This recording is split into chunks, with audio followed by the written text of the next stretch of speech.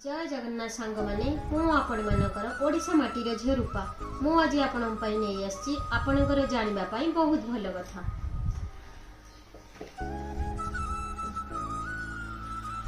भागवत गीता रे श्री कृष्ण कहिचंती खाली टंका द्वारा मनीष धनवान हुएनि, प्रकृत धन तो हेउछि मनीषर भल भावना, मधुर व्यवहार आउ सुंदर विचार।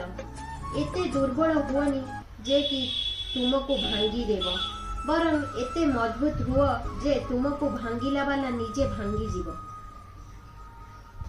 आघात शारीरिक हेउ कि मानसिक हेउ कष्ट तो मिली थाए, फरक एतिकी जे शारीरिक आघात आमको कष्ट देई थाए और मानसिक आघात जनको संपूर्ण रूपे बदलाई देई थाए। आपण मानक मो वीडियो टी केमती लागला कमेंट माध्यम रे निश्चिंत जणाइबे। जय जगन्नाथ।